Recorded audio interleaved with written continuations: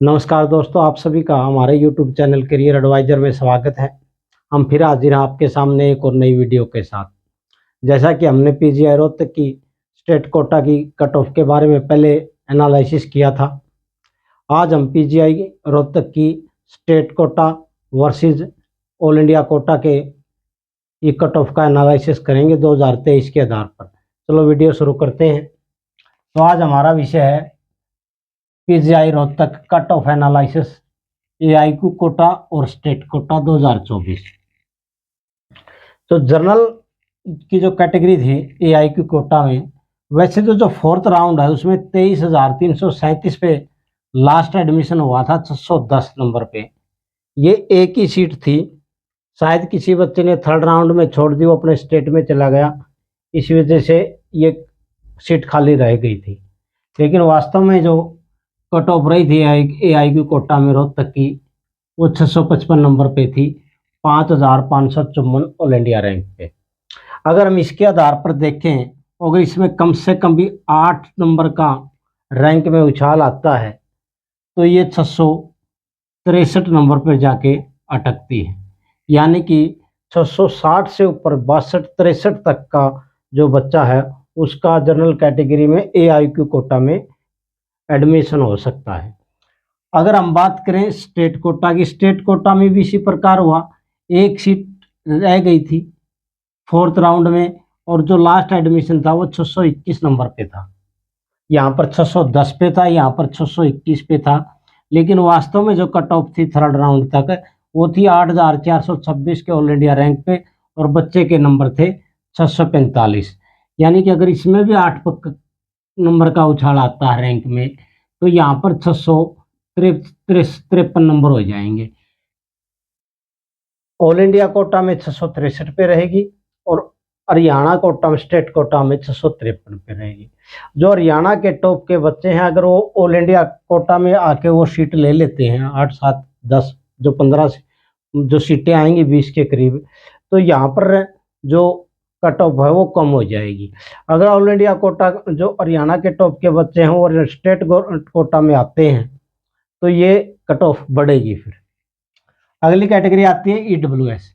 EWS में 7,154 पर cut off थी, और बच्चे के नंबर थे 650, सेकंड राउंड में था। और स्टेट कोटा में ये, अब यहाँ पर भी अगर हम 8 प्लस करके चलते हैं तो ये 658 के करीब जाएगी। 658 ऑल इंडिया ईडब्ल्यूएस में आएगा, क्योंकि जो राजस्थान के बच्चे हैं और दिल्ली के जो स्टेट के जो बच्चे हैं वो रोहतक को बहुत ज़्यादा प्रेफर करते हैं। इस वजह से जो ईडब्ल्यूएस की भी कट ऑफ है ना, जो ऑल इंडिया कोटा में आई रहती है।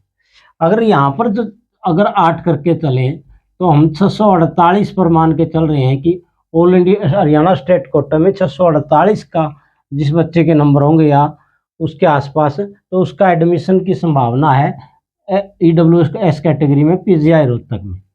अब बीसीबी की बात करते हैं। बीसीबी का जो लास्ट एडमिशन था 8,832 पे था, नंबर थे बच्चे के 644। अब यहाँ पर अभी अगर 8 नंबर जोड़ के चले हम तो ये 652 हो जाता है। यानी कि ऑल इंडिया कोटा में 652 तक के बच्चे को बीसी में ऑल इंडिया कोटा में पीजीआई रोहतक मिल जाएगा। अगर हम हरियाणा स्टेट कोटा में जब बीसीबी में आते हैं तो पिछली बार जो कट ऑफ रही थी वो 629 की थी, तो यहाँ पर अगर इसको 8 नंबर जोड़ते हैं तो 637 के पास चली जाती है।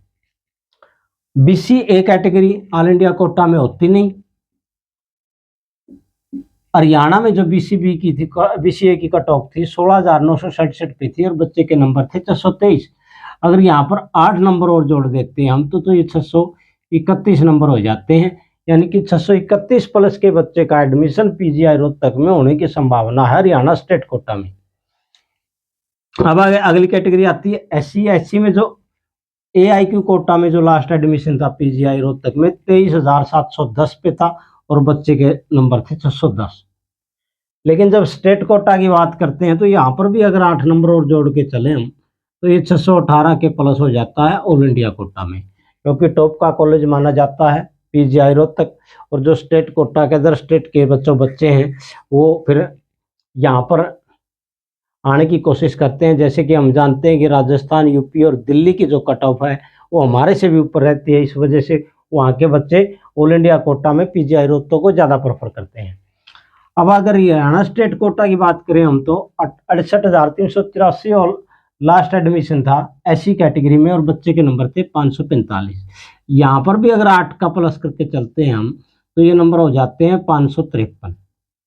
यानी कि 553 जिसके बच्चे के नंबर हैं एससी कैटेगरी में, उसका पीजीआई रोहतक में मिलने की संभावना है। एससी में जो 4th राउंड में एक एडमिशन हुआ था ऑल इंडिया कोटा में, वो 1,61,751 के रैंक पे था और 452 नंबर थे। यहाँ पर भी ये सिर्फ 4th राउंड तक बहुत से बच्चे एडमिशन ले लेते हैं, क्योंकि पिछली बार 3rd राउंड के बाद कैप थी, यानी जिसने 3rd राउंड में जिसको कॉलेज अलॉट हो गया उसको आगे के राउंड में वो भाग नहीं ले सकता। अगर वो कॉलेज छोड़ता है तो अगले राउंड में भाग नहीं ले सकता। इसी कारण से ये थोड़ी सी ज़्यादा कम आई, क्योंकि ज़्यादातर बच्चों ने एडमिशन ले लिया था। अगर यहाँ पर भी हम 8 प्लस करके चलते हैं तो ये 460 के करीब बैठता है। लेकिन ये सीट वैसे कम चांस होते हैं, क्योंकि मुश्किल से ही कोई 3rd राउंड में सीट छोड़ता है। हरियाणा स्टेट कोटा की बात करें तो 1,21,933 पे 913 पे ये कट ऑफ थी। 1,21,913 पे, और बच्चे के नंबर थे 487। यहाँ पर भी अगर 8 का प्लस करके चलते हैं हम, एससी डिप्रूव्ड की बात करते हैं हम यहाँ पर, तो ये नंबर हो जाते हैं 495। तो इस प्रकार की जो कट ऑफ रहने की संभावना है।